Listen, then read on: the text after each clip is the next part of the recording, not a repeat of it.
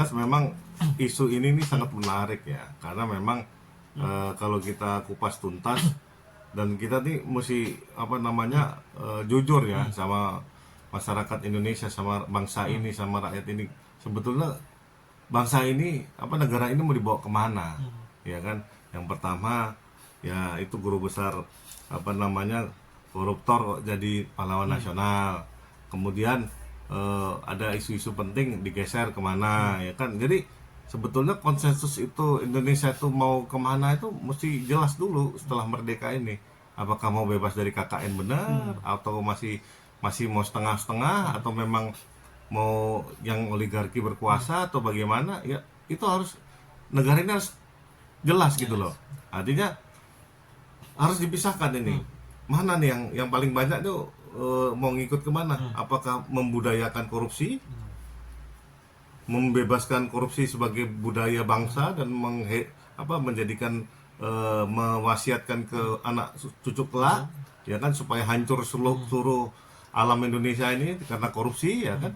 Atau mau gimana nih negara ini? Nah, yang jelas kalau untuk urusan ijazah ini baiknya dilempar ke pengadilan aja, karena supaya terbuka nih. Nah, supaya kelihatan juga bobroknya atau baiknya pengadilan tuh biar terbuka juga. Untuk hal yang sedemikian ini gimana? Mau pakai adat ketimuran harus ditutupi aibnya, kebohongannya ditutup terus sampai mati semua orang, atau mau gimana? Karena kenapa?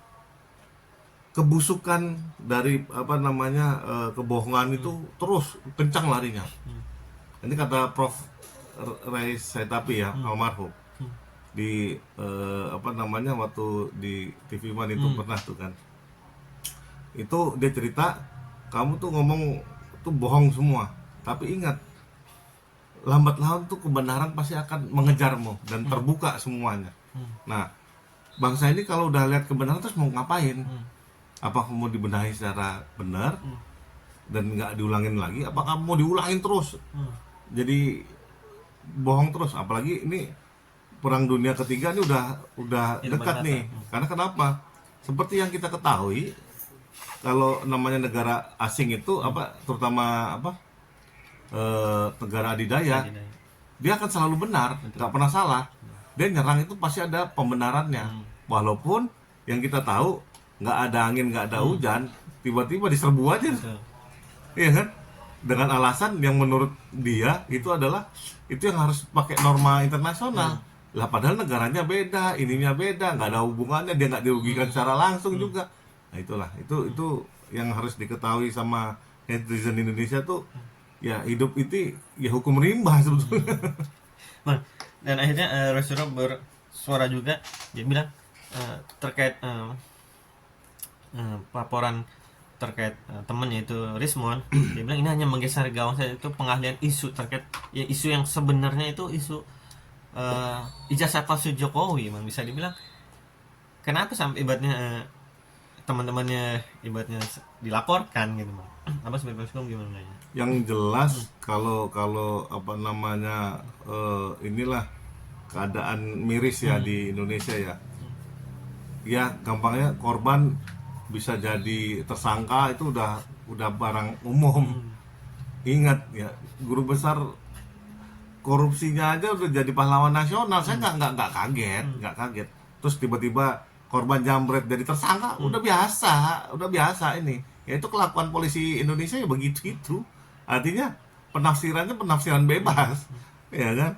Bukan pada faktanya. Itu yang kadang-kadang nggak pakai norma, nggak pakai nggak pakai filosofi, pokoknya pimpinan nyuruh apa ya beloknya ke situ. Nah itu kasihan menurut saya. Jadi saya kembalikan ke masyarakat Indonesia, ini mau kemana negeri ini. Nah kalau namanya Rismon tiba-tiba dilaporin terus tiba-tiba dia jadi tersangka, ya saya pikir ya udah diadu aja di pengadilan biar cepat gitu loh.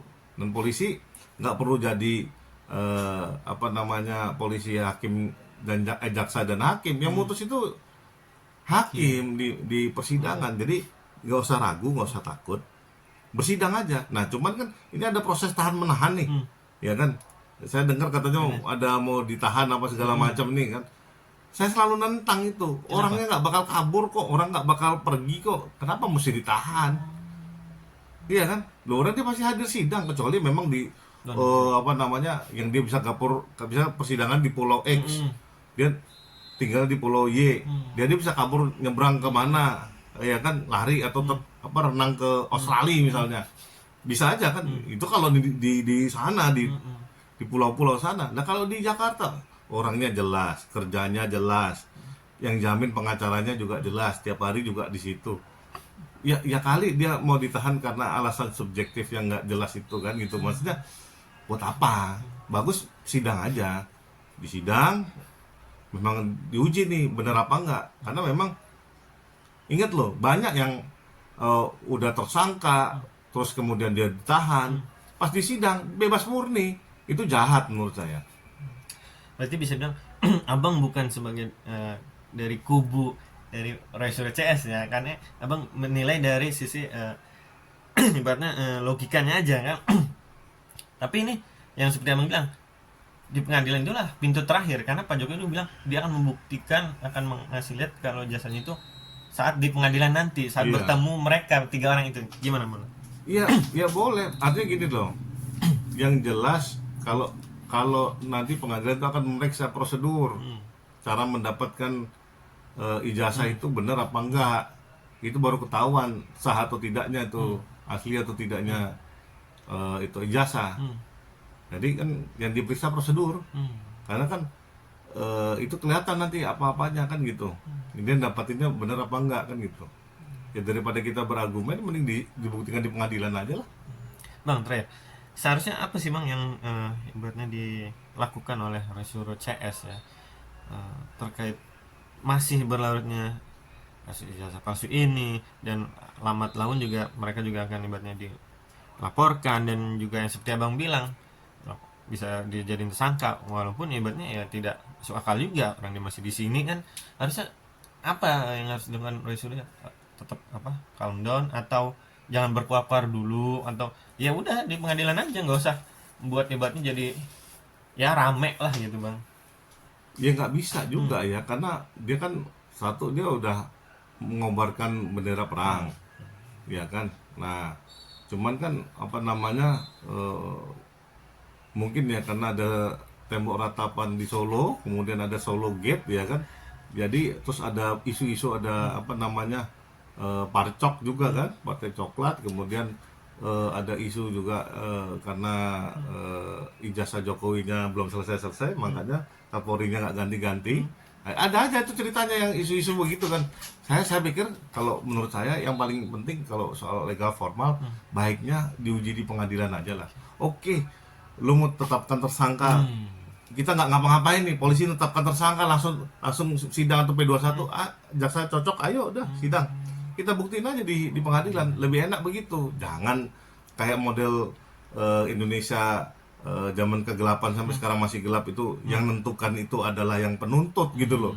Harusnya kan sama-sama adil, diuji di pengadilan, dibuka aja mana yang benar mana yang salah, dan pengadil itu nggak usah korupsi, dicek aja gitu. Nah, si siapa Roy Suryo nggak usah takut. Kalau emang kamu merasa benar, lanjut aja kan gitu. Kalau emang kamu nggak merasa nggak benar, atau memang kamu cenderung fitnah, ya stop saja, minta maaf Ke kediaman Pak Jokowi. Iya, Biar di SP3 seperti Profesor Egy nih. Betul, kesana aja biar minta maaf, biar selesai kan kalau mau gitu.